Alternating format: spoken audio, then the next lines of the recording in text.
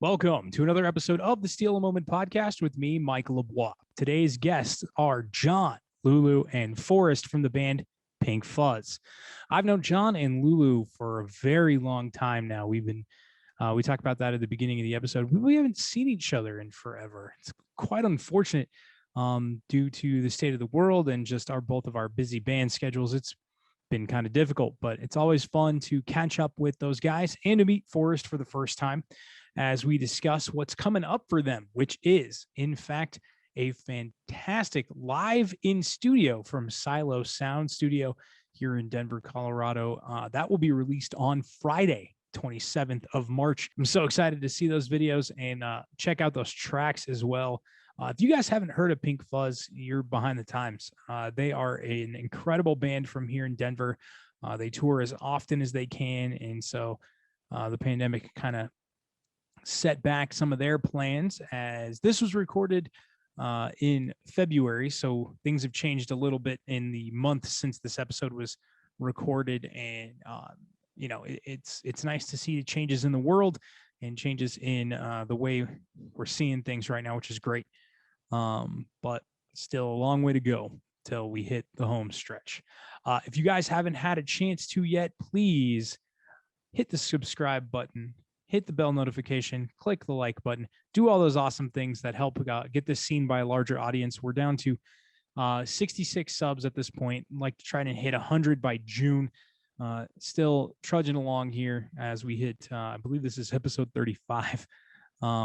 Getting close to that 1 year mark here with episodes, which is pretty incredible to see, as this year has been an adventure in its own right. If you guys haven't yet, head over to the Gunpowder Empire page, as we have a new cover for you guys. This one's Alice in Chains, Down in a Hole. This one was a lot of fun for us to record. I enjoyed it very much. We have a goal now, as we have set up our list for the remainder of the year for these songs. We are getting excited because we have 2 songs every month for the rest of the year coming your way on the Gunpowder Empire YouTube page. So head over there and check it out. Also, coming soon is that other podcast I keep pointing at. Coming soon, as in probably in the next week or two. I'm going to try and have that out and ready. Next week, I hope to announce the name, who's joining me, and our first topic. So with that being said, Pinkfuzz and I would like to steal a moment.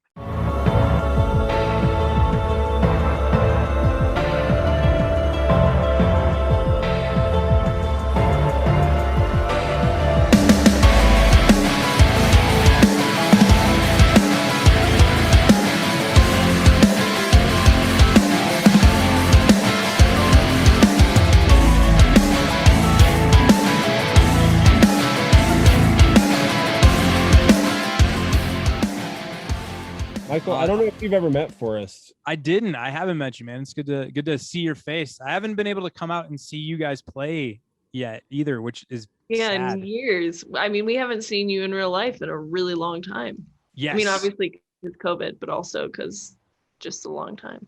Yeah. We were young. We were young back then. Holy moly.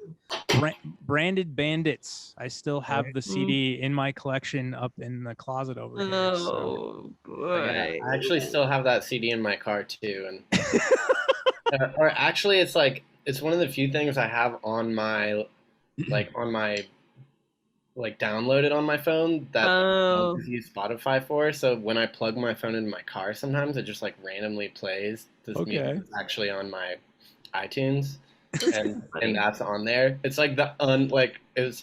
somehow the unmixed versions. Oh God. So it's not probably even the finished product. No, it's actually really good. I'm sure it's fantastic. I'm like, damn, we had it. What happened?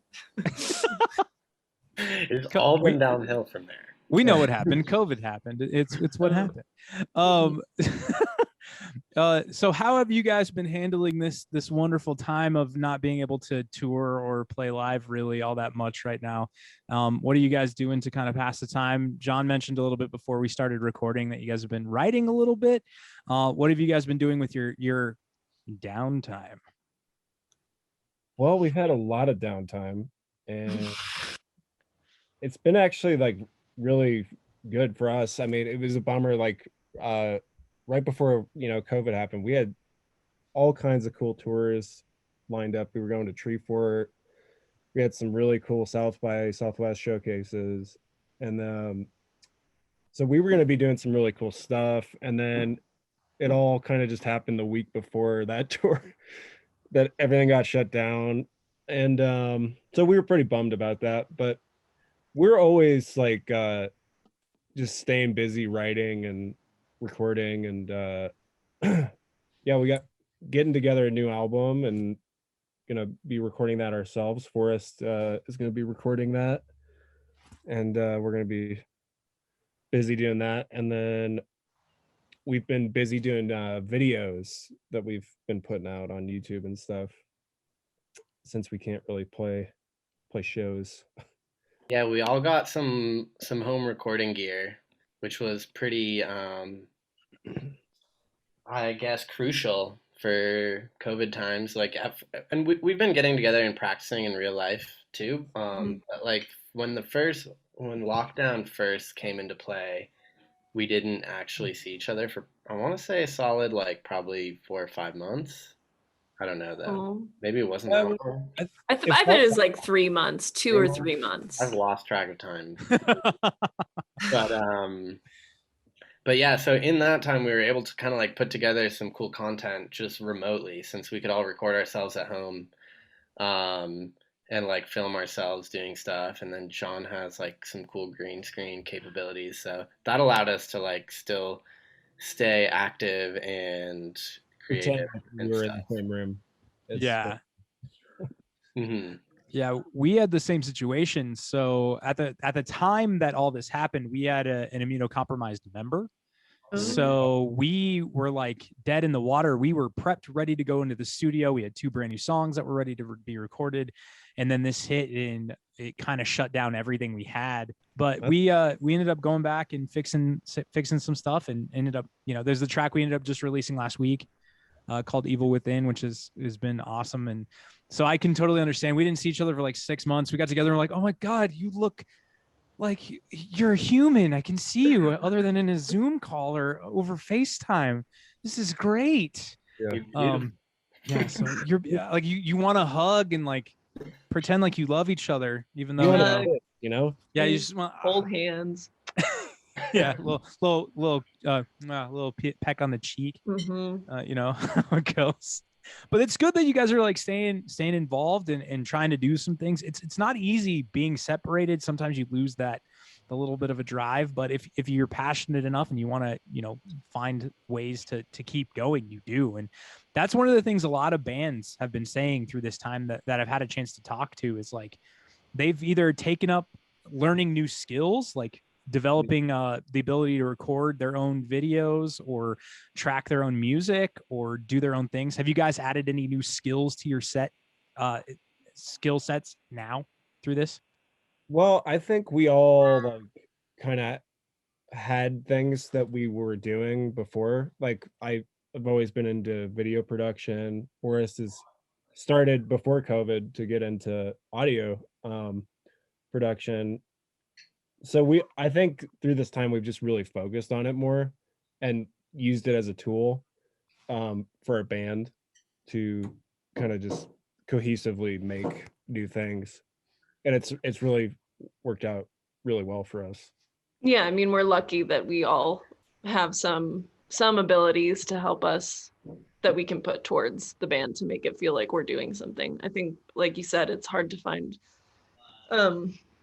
the will when it's like you don't have a show to play, not going on tour, like so to have other projects to work on that do still revolve around our band, I think was healthy for us. Definitely supplied us with some purpose. I think that would have been lacking. Yeah. And like John said, it did kind of like if there were a good time for a pandemic, if there were such a thing, I think now might have been a good time for us. Luckily. Yeah. Yeah. I mean, yeah, we've just been able to focus on Minus some all other the things. tours and stuff being canceled. That shit still sucks. Yeah. And people having COVID. That's bad. Yeah, and people having COVID has been rough. I've had some friends in the Denver music scene who've gotten it, who are, you know, still dealing with some issues from it, and some who've made full recoveries, and some people who are still struggling. So, you know, it's one of those situations where we don't quite know everything about it, and still just doing our best to make sure that we're keeping each other safe and doing everything that we can to support each other as, you know, people in the industry. It's one of those things. When I found out Lost Lake was open, I got really excited. I was like, okay, that's good. That's a start. You know, they're working towards trying to get some of the smaller venues back up and running again, and make sure that we're doing some things with that. And I also think bands who have toured are taking this opportunity right now to kind of like figure out the next best path for that, and figure out where they want to go from there. Are you guys having plans to maybe get back on the road in 2022 if things look like they're back to normal? Yeah, definitely. Definitely. I mean, like touring has been a big part of our band for, I don't know, for a while. And we love touring. It feels sad that we haven't gotten to go to all of these places that we normally spend so much time. I mean, like we talk about, like, we miss going to Manhattan, Kansas, and we used to be there, like, you know, 6 times a year, it felt, or more sometimes. We were like, damn, never thought we'd miss going here. But I mean, there's all of these different places that we miss and people we miss seeing. And I think that is going to be first on our docket. I mean, we have, like John was saying, we had Tree Fort, I think, just got rescheduled to fall of 2021. So we're going to be going back up there to do that if it stays scheduled. And then, I mean, whatever else we can reschedule and get back out and do, we're gonna be out there doing it as soon as we can. Yeah, we've made so many friends around the country touring, and it's really like we've all stayed in touch, which is fun during the whole pandemic, and we just send each other stuff. And just every time I talk to them, we're like, we can't wait, you know, to come party and play for you guys. Yeah. And missing that quite a bit.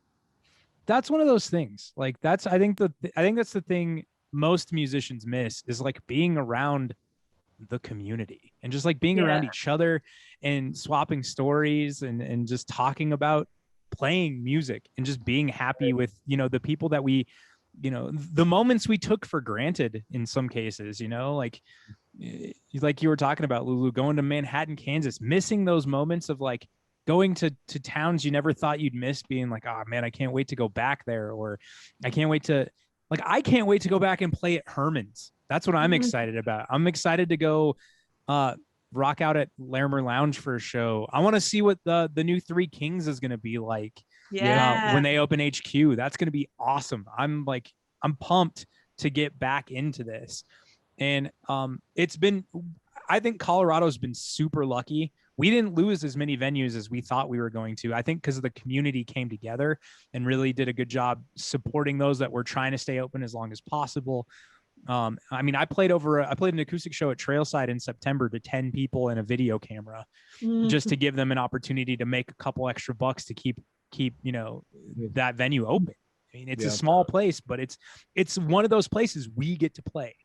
And it, you know, that's the big part, is I think we as a community have tried to come together in a very big way to support each other and try to continue to, you know, support each other's music by, you know, blasting out when people have new songs, taking care of each other and working towards helping support each other as we can. You know, that's why I started this podcast. It was an opportunity to get people more voices, like an audience to talk to. It may be 50 people a week, but it's 50, maybe if it's 50 new faces, you never know.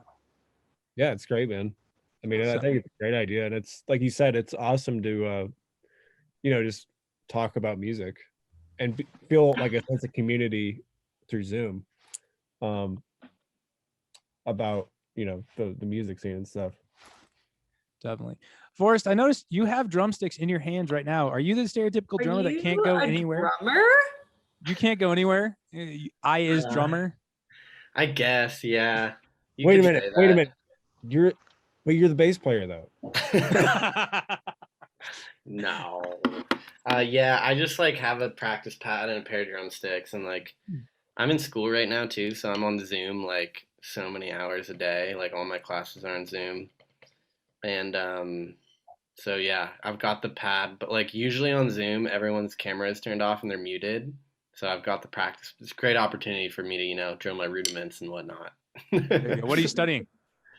I'm actually in school for audio production. Yeah. It's nice. the recording program at CU Denver. Dude, one of the best. Amazing program. I'm a Metro grad myself. Oh, cool. And spent a lot of time in that CU recording program with some friends who were in the music business department there. So it's pretty great. It's unfortunate because we can't have quite as much hands-on experience. But that's another reason it's been great. Like doing the like home recording stuff. Like I've just been recording drums like pretty much every day. I do some recording project with just the gear that I have here. And so like the program at CU has been immensely helpful for that too, which is cool. That's even better, man. That's great to hear that you're achieving that passion and pushing forward. Are you guys doing anything with school or education? Or are you guys done? John, LuLu. Done, man. LuLu didn't pass fourth grade, so she's back in fourth grade now. I'm going all the way back to the beginning. No, I mean, yeah, I'm just working. I work. What do you do? Well, I'm a teach. I'm in between jobs actually. Oh, okay. I quit my full-time job. I had a full-time job as sort of like a corporate bitch, as they say. So left that world, and I've been teaching music lessons to kids. I've always had like a small studio of students that I teach piano and voice lessons too, and then also working at my friend's liquor shop, and hustling where I can. That's nice. I'm still a corporate bitch. I will be a corporate bitch for a while. I'm actually looking to promote up the corporate ladder. I can't blame you. It feels, that stability feels good, man. Yeah. Feels real good. And it's financing our band right now. So I'm happy to make it work. So hell yeah. Yeah. And what about you, John? You just playing music and writing music and being I'm staying busy doing music full time, and I teach guitar lessons through Zoom. It's kind of hard guitar lessons through Zoom because it is so frustrating. You have to be like, no, the fret above, no, still not that fret. John's used to getting real handsy with his students, and now he can't do that anymore. I'm just kidding. It's hard because like you lose your voice at the end of it because you're just yelling at the computer. Yeah, John. Yeah, I think this is just John. No, so that's cool. And then I buy and sell music gear, and I'm just buy and sell all kinds of shit. So well, both John and Forrest are like working. They both play in more bands than just Pinkfuzz, and are musicians for hire. Yeah, as well. So yeah, because you have another John. You're part of the Velveteers as well, right? Did I say that right? Yeah, that's right. I was that was about a year and a half ago. Yeah, and then I left that right before the pandemic stuff. Okay. And then made Pinkfuzz kind of the main focus, and then been lucky enough to just do some hired gun shit. Nice. It's always fun to do that. I've been fortunate enough to be able to play some bass as a hired gun for a couple of bands and do stuff like that for a while. I mean, you got to admit, LuLu, we're vitally important to most bands. Bass players are a dime a dozen anymore, right? I mean, Just kidding. We're what we're a rare breed in my opinion. I mean, Totally. I'm a natural bass player. I started as a bassist. I've been playing bass for 20 years. Yeah. I'm still not very good, but I'm good enough to get by. I think that you and I are in the same boat. John is like the full-blown professional bassist out of our band. John, I mean, wouldn't you agree, John? Like mostly, well, whatever. John is a great bass player, and he's mostly been hired as like professionally as a bass player, right, John? Am I right? I mean, just recently I prefer to do side work as a bass player because the bass is nothing like the bass. John loves the bass. Simply put. No, seriously though, like That's what I'm saying. John loves the bass. John's a bass boy, bassman What we're boy. trying to say here is John is a bassy boy. He's a bassy boy. That's all I'm trying to say. like I like playing guitar and it's really fun and stuff, but like, you know, I feel like the bass is such a unappreciated instrument that is so instrumental in making the song Being instrumental. Yeah, it's weird. so instrumental Groundbreaking. and being instrumental. I'm gonna keep gassing up John here a little bit and just continue to say that he is like my favorite bass player, even though in our band he plays guitar. Wow. And I obviously love playing bass with LuLu, but when You love playing bass with me. I mean drums with LuLu on bass, it's also amazing. But Rhythm man, session. This.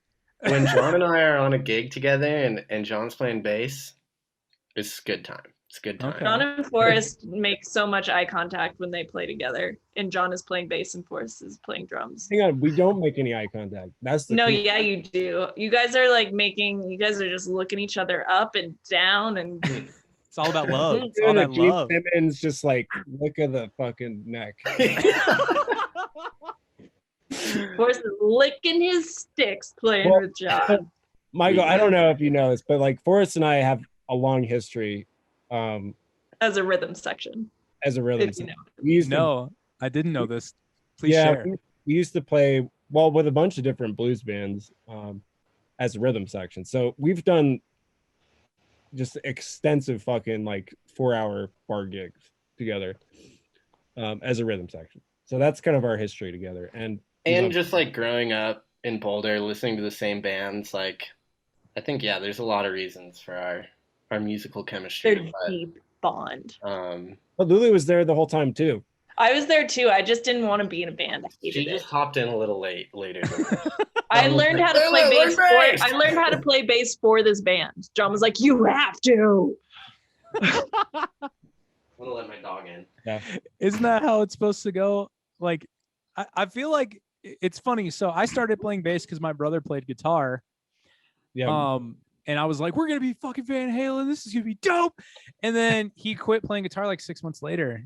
And I was like, I guess I'll keep playing bass. And then I've always been a singer. My mom's a classically trained soprano, so like I became a bassist and singer in a few different projects over the years. And now I'm stuck doing it. I'm not allowed to not play bass and sing because when I just sing, I don't know what to do with my hands. My hands don't know what to do. That's a real thing. Yeah. So Gotta hold something. Yeah. So Sean has informed me that I am not allowed to be just a singer anymore because of how weird I am on stage without an instrument. So it makes it way easier for me. I can just stand in one place or move around a little bit, but I don't have to like figure out what to do with my hands because my hands are doing something. It's nice. That's awesome. I really admire bass players that are singers because that is no fucking easy task. Yeah. Like you're holding down the rhythm and you're singing. And so I'm gonna give credit to LuLu for that. Thank you. About time somebody gassed me up in this Zoom call.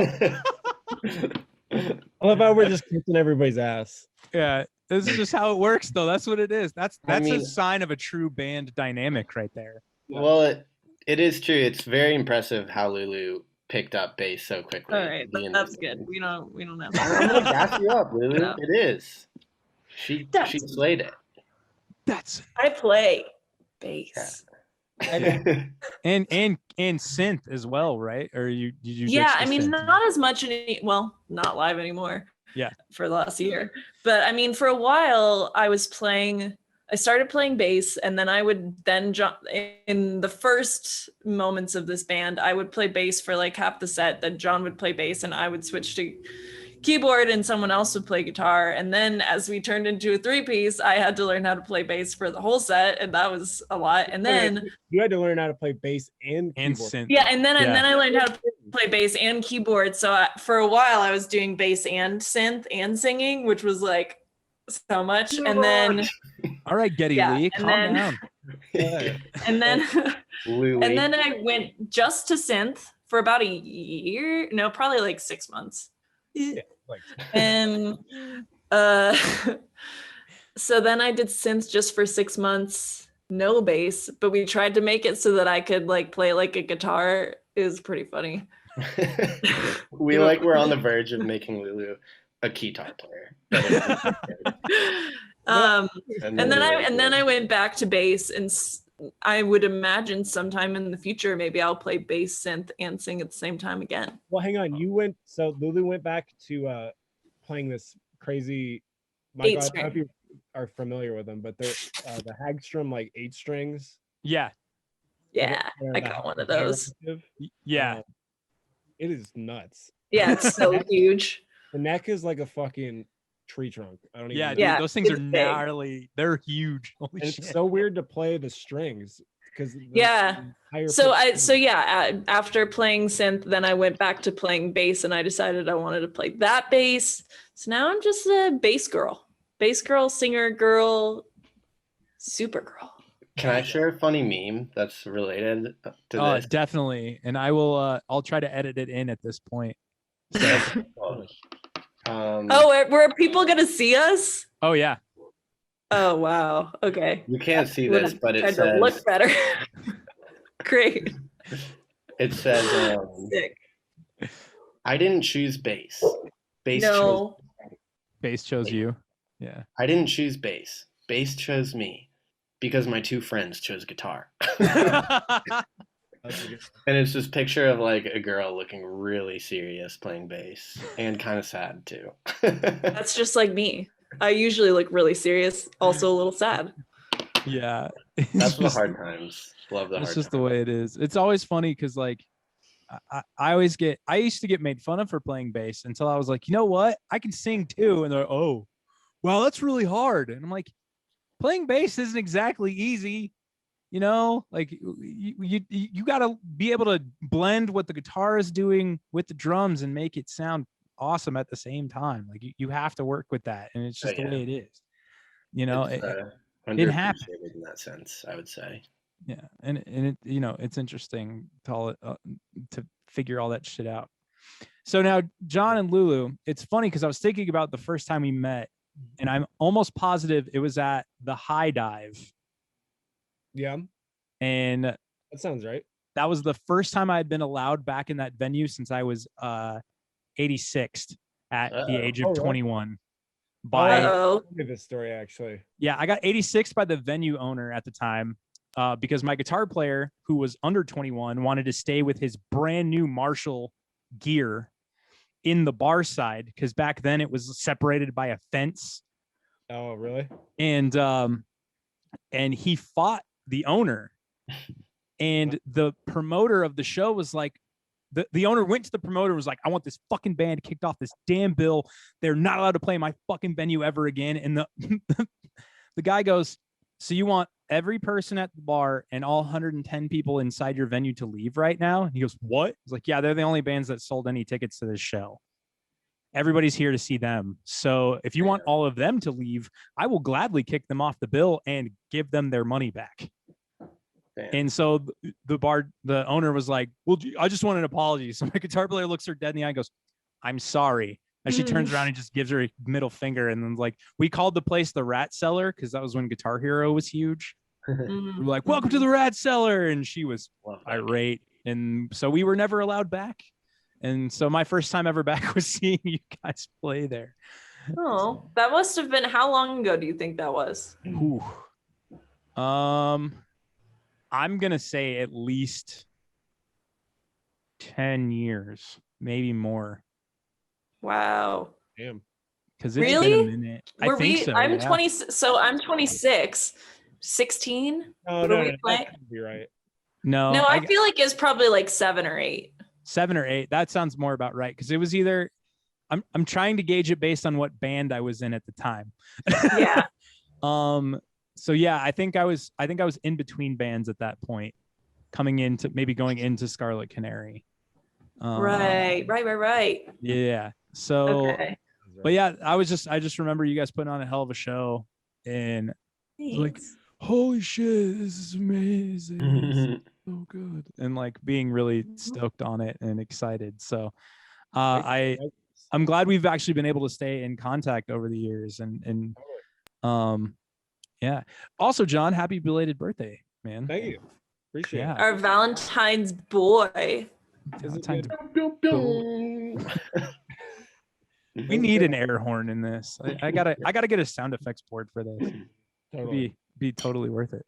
So what's the plan for this year? Are you guys gonna try and release a record in 2021, or hope to have something out in 2021?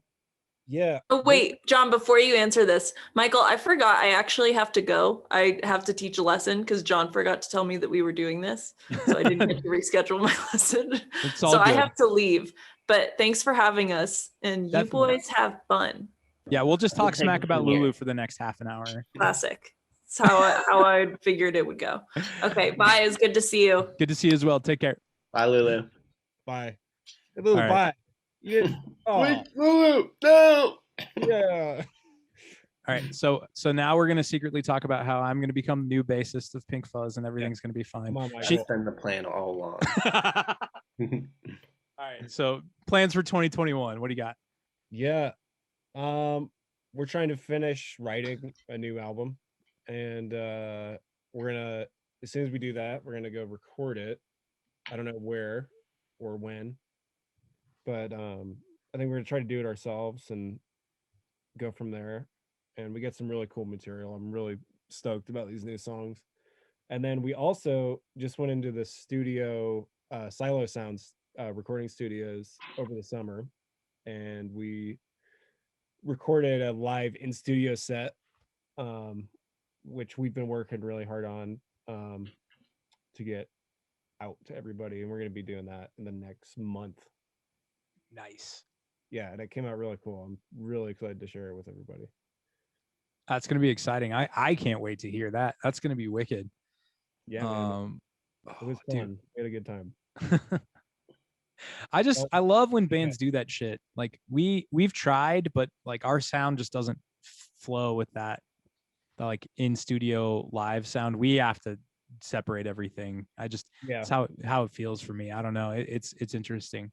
It's hard, yeah, especially with like, louder bands, to have everybody in the same room and like, capture, like we isolated the bass and the guitar and stuff, and then we tried to get some acoustic baffling between the vocal mic and the drums. But when you're a loud fucking band, it's hard. Yeah, it's definitely a challenge. Like, I still am kind of mystified by like when I watch like some of those KEXP sessions and like all the amps are in the same room and like there's even like monitors. I'm like, damn, how'd they get this to sound so good? They know how to make things not bleed. That's the key. It's tough, man. I'll tell you what. Or just working with that bleed and like and find a way to mix it out. Work. Yeah. That's impressive.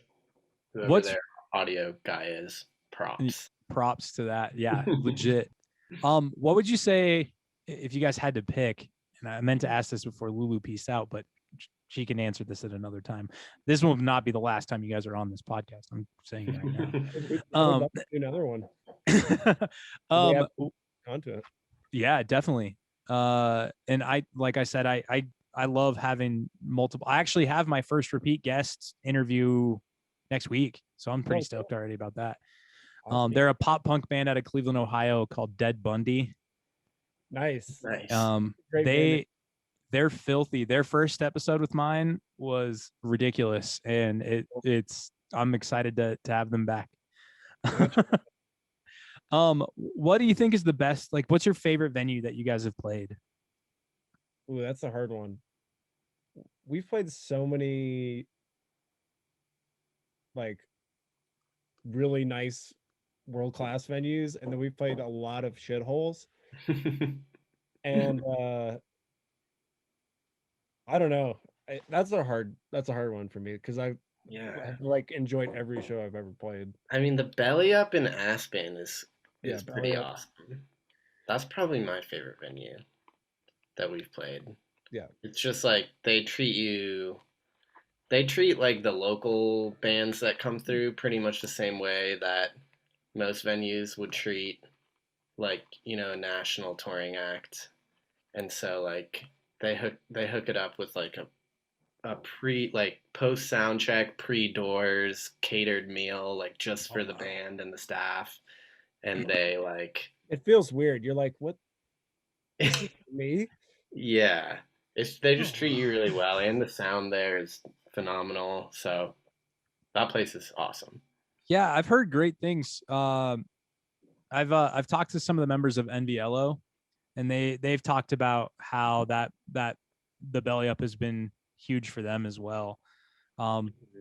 They cater to some really cool bands, and the styles that you guys play, I mean, it fits the mold of Aspen pretty well as well. I'm sure you guys have pretty solid crowds out there up in the mountain towns. We used to go play the mountain towns a bunch, but like we started to shy away from that, doing like the 3-hour bar set or whatever. And well, actually that's not true. We just went up to Crested Butte last year before the pandemic hit. And that got fucking nuts. Mountain people just like are a different breed. They're a unique breed. Yeah. But so it's bound to be a wild time. Right. I definitely say Belly Up's one of the like coolest venues we played, but there's so many cool venues down in Texas too that we always go play. Mass is a great one. I like that spot a lot. Yeah, Mass in Fort Worth, Golden Light Cantina in Amarillo is always a really fun show, and they have great sound and they treat us really well. I mean, we're very lucky. We go play like, you know, these really cool venues, and they just treat us so well, and we've made friends everywhere we go. So can't wait to get back to that. Oh man, I know exactly what you mean. I miss getting out and playing shows with, like, you know, crowds that it's always interesting to win a crowd over too. That's, I think, one of my favorite things is like we did a show. We did the last full band show we played was New Year's Eve 2019 with Texas Hippie Coalition at Herman's. Okay. And I remember a bunch of people going, I don't know who the fuck your band is, but you better be good. And we're like, you better be ready. And we had people coming up to us after the show like, this was incredible. Because at the time, like, we only had acoustic stuff out. We had an acoustic EP that we released in early 2019, and we didn't really have a whole lot of full band stuff out yet. And people were like, we weren't expecting this. This is amazing. Oh my God. And it, you know, getting the vibe like that is always really cool to kind of like win over new fans. And it was sad because we were so ready to have like this big, intense 2020. And then the pandemic hit and like all of our plans got crushed. Yeah. We had like 3 or 4 singles planned, 3 or 4 music videos. And now we're like, we're generating cover content now. We're releasing like acoustic covers of songs on our YouTube channel and, you know, writing new material on top of that. So, it's always interesting. Nothing wrong with that, man. I mean, whatever keeps you busy, you know, like it's just so unexpected and totally just flipped everybody upside down. Definitely. Yeah. So both of you guys being from Boulder, Colorado has a stigma, as most people know. How much of it is true? How much of it is not true? Well, what's the stigma you've heard? I'm just messing with you guys. I grew up in Denver. My brother went to CU Boulder. I spent a lot of time up on Pearl Street. You know, the stigma is like Boulder's just a bunch of rich stoners who just want to feel the world around them, man. And 100% accurate. Like 150% nailed that. But like Boulder is like a weird separation from the rest of the state, and it's slowly starting to change. I feel like Boulder is now becoming the norm of Colorado. I feel like, does that kind of feel about right or what? Yeah, I mean, I don't really keep up with like what the music scene or whatever. I think Boulder definitely is kind of just like the yuppie rich person. I don't know. Growing up here was great because it was just a beautiful place and like it was just a nice place to grow up. But being an adult and being in a band that is, the genre that is not really happening here, I'm a little bitter about it. Yeah, I mean, I will second that. Like, so lucky to have grown up in a place like that because it's beautiful and um, it just has a lot going on. Also, when we were growing up as teenagers too, like everybody was in a band, a rock band. Like there was just a group of teenage rock bands that we had each other, and then as soon as college happened, everybody was like in a fucking reggae band. Yeah, dude. Oh man. So I went to Northern Colorado for my first couple of years, and like there was you were either in a starting into hardcore Metal. and just in a brutal screamo band, or you were in a reggae band, or you were the drummer in both. But like, we were kind of the weird sort of glam centric band at that point. Like we had my guitar players, Sean was engrossed in like Rat, Warrant, and Poison. Like that was his world. Motley Crue. We covered everything under the sun from that era. But then like Metallica. So we had these like epics that were 9 minutes long that had 5 different genres in it in the same song. Like, oh God. So I can totally attest to that. And it's interesting that it like went from being like everybody in a rock band to everybody all of a sudden being in a reggae band. And it's just such a weird switch. Dude, well, I noticed it wasn't even just then too, because like I noticed in Denver these bands do this too, where like a trend will happen and everybody's in a psych rock band all of a sudden, or like everybody's in a throwback vintage R&B band. I don't know, it's weird. Yeah. I also understand the being in a genre that's not real popular in the state. Like, yeah, we have a hard time booking shows anywhere other than Herman's. Yeah. At this point, we like the metal genre in Denver is kind of like we're pigeonholed into certain places where we can play and hope we can get one national show a year where we can draw to Summit or Marquee. Sure. But it's like, hard rock and metal, at least our style, is just not real popular right now in the Denver market, but it's huge in other places. It's interesting to like see how that goes. That's why we want to try and get out on the road when we can, and hopefully be able to. We all have real big boy jobs, not real jobs. Everybody's got a real job. A job is a real job. I hate people who are like me. Oh, the biggest thing that pissed me off about the pandemic is people saying that artists weren't important. That was brought up a lot. Like, well, why aren't they looking to maybe find a real job? I'm like, being a musician, being an artist, creating, that's a real fucking job. I hate to break it to you, but it is. Like, we create, that's how we stay sane. It's what we do to help, do things. It's crazy. Yeah, you should like take that person's Spotify away from them and not let them intake like any creative content and see how they feel. Yeah, no Netflix, no Spotify, no Apple Music, no HBO Max, no TV, no sports even. That's a form of entertainment and artistry. Sorry, but totally. can't do anything. Sit in a room of silence by yourself and see what happens. Yeah. Most people can't do that. No, not anymore. I had a hard time just staying home to work. And, like being around their family or their girlfriend or whatever. Yeah, it's weird, man. It's one of those things that you take the space for granted, and then when you realize that you're uncomfortable in your own space, it's probably a sign that something needs to change. Totally.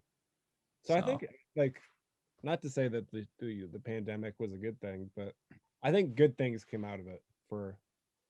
I know for me and some of my friends and our band and Totally. stuff, it's kind of just giving you a different perspective and appreciate things that you maybe wouldn't have.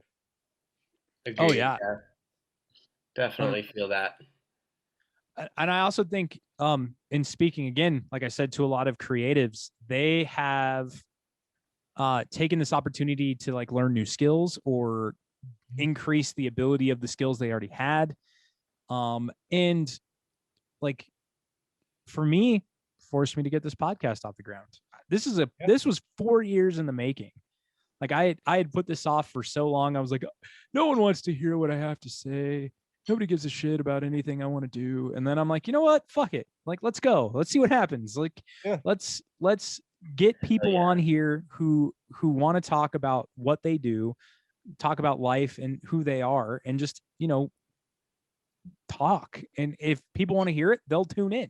That's what matters to me, And so that's how it's been. It's been great. I think that's a good motif to go by anyway for anything you're pursuing in life. Just do it for the sake of doing it, and hopefully things work out.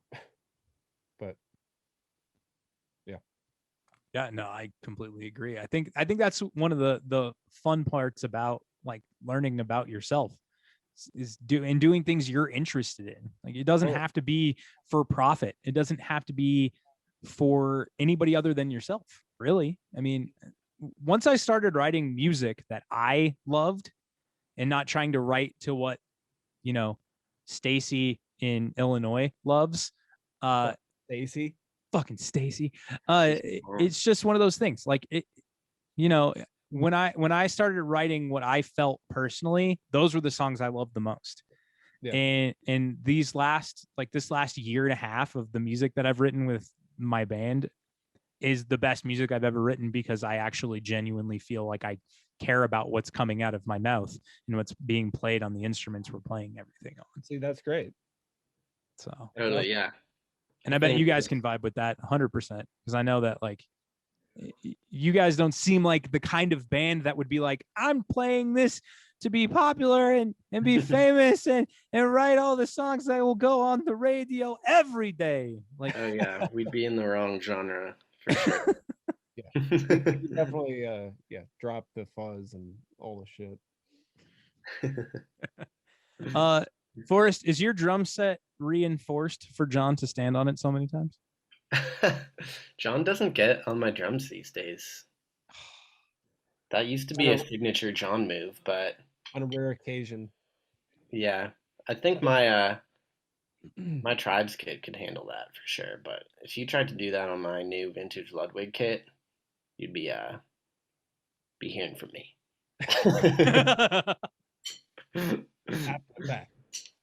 After the fact, yeah, because you'd be a professional, finish the set, and then whoop his ass. There you go. That on stage, no way.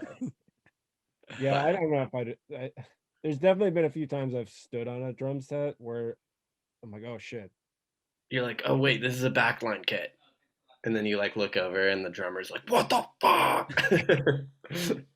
Well, no, not just that, but like I've been on a kit and then I've slipped, and like almost impaled myself with a fucking right cymbal.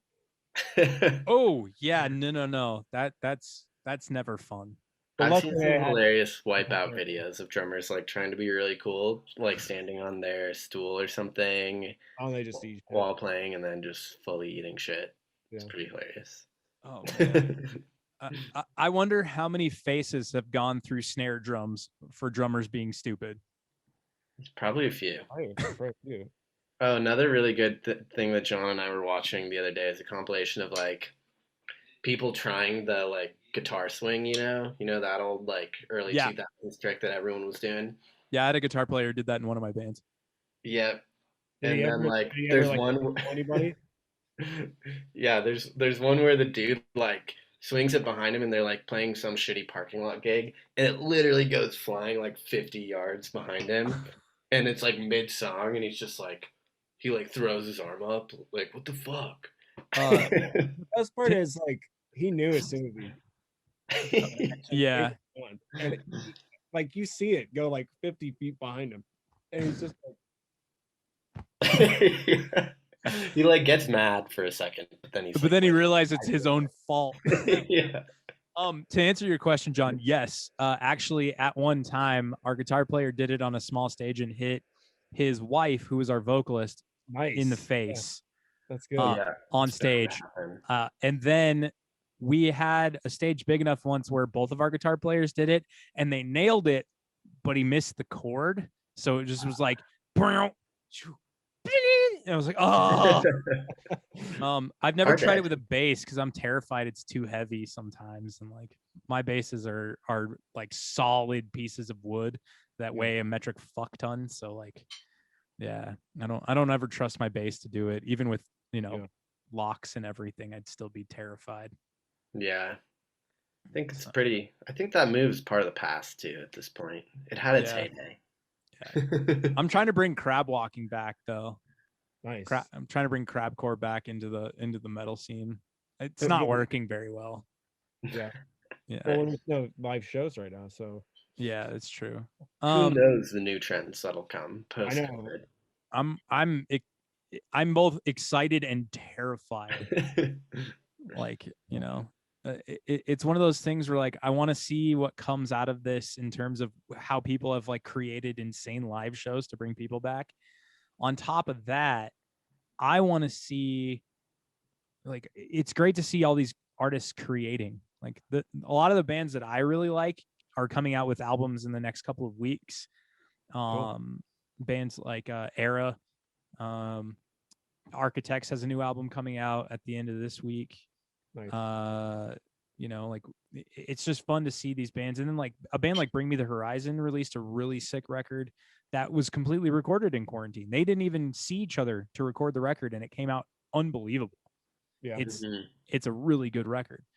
But I feel like that's one of those things, and you guys can maybe attest to this, like being in the same room kind of helps bring the record together. I feel like, listening to each part as the mix is coming through and like little tweaks here and there, and working with a good engineer, which sounds like Forrest, you're getting there. Don't you think that that's kind of a pretty important vibe, especially with maybe your style of music? Yeah, I totally think so. Like, just having everybody in the same room gets an energy going. And we've done, a few recordings where we've like just sent in the track to each other, and it's definitely not the same vibe. You can just immediately tell, like we can immediately tell. But yeah, when you're in the same room and you're getting a record finished up, it just like when everything starts to come together, it there's a cool energy to it. Yeah, John and I actually just did a record with this band called Augustus, where we were kind of the higher rhythm section, and it was done like it really felt like recording a album in like the traditional sense, because we were working with this whole like complicated software that wasn't Pro Tools, because it was being recorded to DSD, which is like the highest quality audio you can record. It was just kind of like special project this band was doing. But basically we had to like, there was not a lot of room for editing. And so we had to like nail these takes pretty much perfectly as a band. And like there was a lot of pressure to not mess up, which you know how it was back in the day when everyone recorded to tape. So that was a pretty cool experience, and kind of just enhanced what you were talking about even more, of like all being in the same room and kind of like having to create the magic that way. Just like there's no BS behind it, Definitely. Yeah, it was a good time. And now I want to go to the studio so bad. Like I miss that part. I actually talked to, so our engineer is Taylor Hahn from Hahn Audio. Oh, cool. And records he has a studio in his basement of his house, and we've worked with him for all of everything Gunpowder's released, and now I just want to like call him up and be like, can I come tomorrow? We should track tomorrow. We don't have everything finished yet, but we should track tomorrow. Yeah, sometimes being thrown into the studio. I mean, you just produce something. Yeah. That's the other thing, going in without like we were kind of like making a lot of changes to the songs on the fly in this session, which was pretty exciting and another challenging aspect for sure. But yeah, there's always magic when that happens, I think. I also like having that extra ear. Like that's why I like having an outside engineer who also can do a little bit of producing, because they can find things that when you've invested a lot of time in a track, you don't always hear little 100%. Nuances. Like, let's take this part, let's extend it here and put it at the end, or let's try this part here. And the thing that Taylor lives by is delete is the easiest key to hit. So, if it sucks, we can delete it and we never have to hear it again. But let's give it a shot and see what happens. And I think that's something that's great. That's our motto. Like when we finally get the take that we really like, we delete it. Delete it. We delete everything. The good, the bad, just delete it. We deleted the entire record. Yeah, we want no history of us. We just want to get in, get out, delete. Oh, man. Well, you guys, I've taken up an hour of your time. This right here is the part of the show where I give you the floor to promote whatever you want. It doesn't even need to be your own stuff. It could be anything you guys have worked on. I am so glad to have you on here. It's always been a pleasure. You are welcome back anytime. But right now, gentlemen, the floor is yours. Well, we really appreciate you having us. And yeah, just keep a lookout on our Pinkfuzz page for that live in studio. That's going to be premiering in probably a month. And then we have so many cool new songs that we can't wait to record and get out to you guys. Hell yeah. John said it all. We're gonna be putting some cool stuff out. We've been working pretty hard on some stuff, so none of it's out yet, so we can't necessarily promote anything that currently exists other than our past releases. But those are deleted, so you can't. We deleted those, so. Now they're online. Yeah, if you guys can jump out and grab Speed Demon and the Vitals EP, which are both fantastic, and downloaded on my phone, Forrest. So you have no excuse. Yes. But dude, yeah, I really appreciate you having us. Yeah, thanks so much, man. Yeah, Forrest, we got to meet in person at some point in the near future. Totally, yes. Once COVID is over, let's all get together and grab a beer and hang out. Yeah, we'll delete some stuff together. It sounds like the best idea. Let's record and then let's delete. Yeah, definitely. So awesome, dude. We really appreciate it, man. It's good talking to you, and stay safe, and hopefully we'll see you soon. Yeah, definitely. You too as well, gentlemen. And tell LuLu I said thank you as well. And we'll catch you guys soon. Awesome. Indeed. Thanks, Michael. All right, later, man. Later. Peace. It almost feels like someone else is living my life. 'Cause it almost